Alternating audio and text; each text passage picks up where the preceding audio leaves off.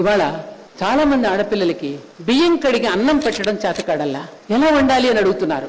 అన్నాన్ని కూడా స్వగృహం నుంచి తెచ్చుకుంటున్నారు, కర్రీ పాయింట్స్ నుంచి తెచ్చుకుంటున్నారు. మేము చిన్నప్పుడు అమ్మ వంట చేస్తూ ఉంటే అమ్మ చేస్తున్న విధానాన్ని దగ్గర ఉండి చూసి కూరగాయలు తరిగి పెట్టి బియ్యం కడిగి సాయంకాలం స్కూల్ నుంచి రాగానే ముగ్గులు వేసుకోవడం నేర్పి అన్నం వండడం నేర్చుకుని అన్ని చిన్నప్పుడే నేర్చుకునేవాళ్ళం. ఒక్కొక్కరు ఒక పనిని విభాగంగా పంచుకునేవాళ్ళం. ఇప్పుడు ఒకళ్ళిద్దరు పిల్లలు ఉండబట్టి వాళ్ళకి ఏ పని రానివ్వకుండా గారంగా పెంచి వాళ్ళకి ఏ పని ఆఖరికి స్నానం చేసిన తర్వాత టవల్ ఆరేయటం అని కూడా చెప్పడల్లా తల్లి వాళ్ళే ఆరేస్తున్నారు లేదా పనాళ్ళు ఆరేస్తారు. ఇలా పిల్లల్ని మనం పాడు చేస్తున్నాం. మీరు అలా కాకూడదు. నేను చాలా లేడీస్ హాస్టల్స్ కి వెళ్ళాను, చాలా చూశాను. అక్కడ అస్తవ్యస్తంగా రూముకు వెళితే ఎక్కడ తడుచుకున్న టవల్ అక్కడ పారేయటం, ఎక్కడ జువుకున్న జుట్టు అక్కడ పారేసాడు, ఎక్కడ పడితే అక్కడ బట్టలు పారేయటం, రూముకి వెళితే కంపు కొట్టేటట్టుగా ఉంటున్న హాస్టల్స్ అని నేను చూశాను.